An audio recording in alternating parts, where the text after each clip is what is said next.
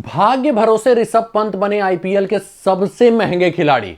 इस नियम ने ना ऋषभ पंत की इज्जत बचा ली, नहीं तो ऋषभ पंत आईपीएल के सबसे महंगे खिलाड़ी नहीं बन पाते।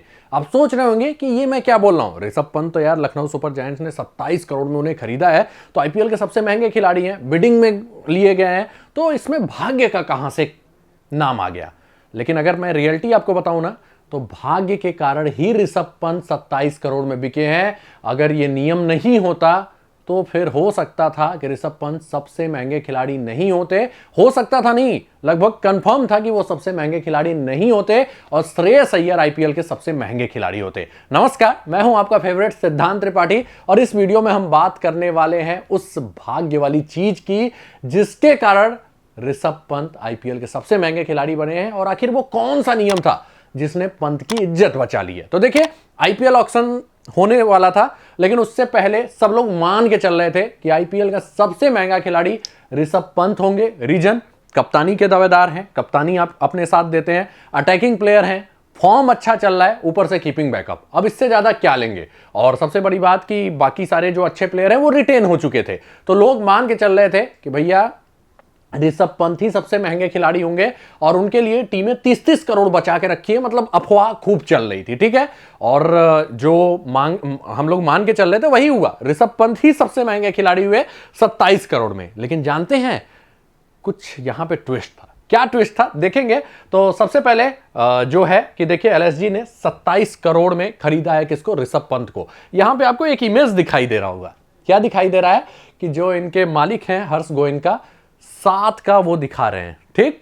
मतलब उन्होंने बोली 7 करोड़ बढ़ाई थी, जबकि इतना नहीं बढ़ता है, 1/1 बढ़ता है, ठीक है। तो आखिर क्यों उन्होंने 7 करोड़ बोली बढ़ाई और कैसे ऋषभ पंत के सबसे महंगे खिलाड़ी बनने में एक नियम का हाथ रहा है, वो हम देखेंगे। तो आइए सबसे पहले देखते हैं कि भैया कैसे बोली चली ऋषभ पंत का। तो देखिए, एसआरएच एलएसजी का लगातार चल रहा था, 11 करोड़ पे आरसीबी हट जाती है, ठीक है। उसके बाद एलएसजी और एसआरएच अपने आप में बिडिंग करते रहते हैं और फिर ये बिडिंग पहुंचती है 20.75 करोड़ पे। और वहां पे जब सबसे पूछा जाता है क्या और कोई इंटरेस्टेड है, कोई लेगा, तो वहां पे आ जाता है ना कि नहीं और कोई नहीं लेगा। और लखनऊ सुपर जायंट्स लगभग 20.75 करोड़ में ले ली रहती है, किसको, ऋषभ पंत को। लेकिन फिर वहां पे पूछा जाता है डीसी से कि क्या आप अपना आरटीएम यूज करना चाहते हैं। तो दिल्ली कैपिटल्स ने बोला यार लोग तो बोल रहे थे 30 करोड़ तक ऋषभ पंत जाएंगे और सब मान के चल रहा था कि ऋषभ पंत 30 करोड़ या 25 करोड़ के पार जाने वाले हैं, ठीक है। तो डीसी ने कहा कि चलो भैया 20.75 में मिल रहे हैं तो एक ट्राई हम कर लेते हैं। तो उन्होंने बोल दिया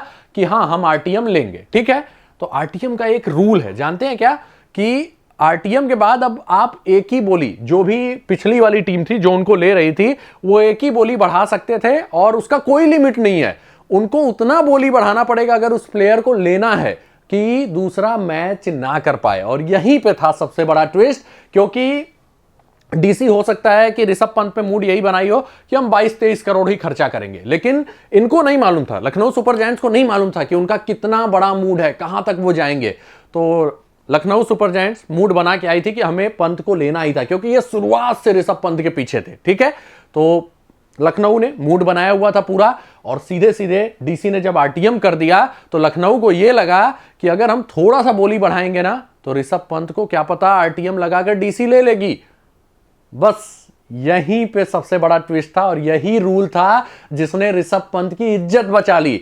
तो भैया एलएसजी को मालूम नहीं था कि अगला बोली, मतलब अगला कितने हम लगाएं बोली कि उसको मैच नहीं करेगी डीसी। तो सीधे सीधे उन्होंने, अभी तक कितना बढ़ रहा था आप देखिए, 0.25 सीआर बढ़ रहा था, ठीक है। और सीधे सीधे 7 करोड़ की बोली बढ़ा दी लखनऊ ने, क्योंकि लखनऊ ये मूड बना के आए थे कि हम ऋषभ पंत को लेंगे।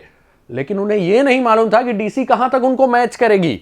तो भाई झटके में ना थोड़ी गलतियां हो जाती हैं और सीधे सीधे एलएसजी ने कहा कि यार 26.75 तक तो गए हैं अय्यर, तो अय्यर से ज्यादा आज के जमाने में ऋषभ पंत वैल्यूएबल है। तो उन्होंने सीधे सीधे बोला कि नहीं हम 27 करोड़ लगा रहे हैं।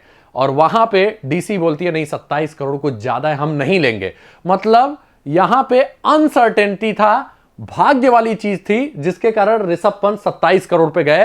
हो सकता था कि एलएसजी 25 करोड़ भी लगाती तो दिल्ली अपना वो बजट बना के नहीं आई होगी कि नहीं पंत को हम 25 में नहीं लेंगे, तो 25 में भी मिल सकते थे, इवन 24 में भी मिल सकते थे।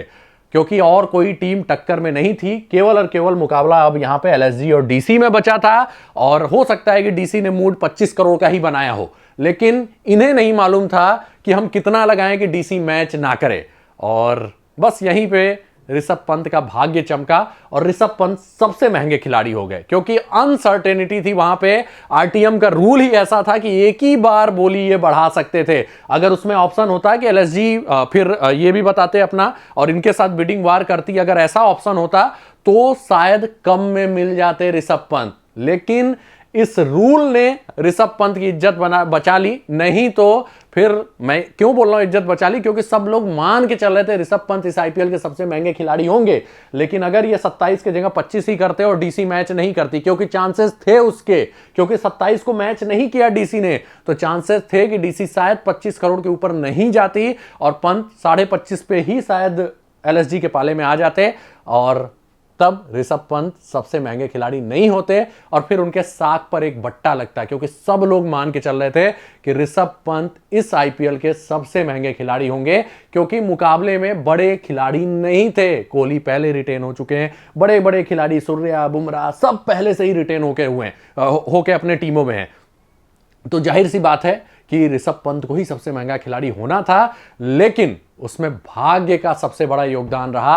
अगर ये रूल नहीं होता तो हो सकता था, ज्यादा चांसेस थे कि 26.75 के नीचे ऋषभ पंत रहते, लेकिन लखनऊ को नहीं मालूम था। लखनऊ को बस इतना मालूम था कि हमें उनको लेना है और श्रेयस अय्यर से ज्यादा अच्छे खिलाड़ी हैं टी20 के ऋषभ पंत, और इसलिए लखनऊ ने सीधे सीधे 7 करोड़ की बोली बढ़ाई। जो 0.25 करके बढ़ती वो 7 करोड़ पे बढ़ी और वहीं पे ऋषभ पंत बन गए सबसे महंगे खिलाड़ी।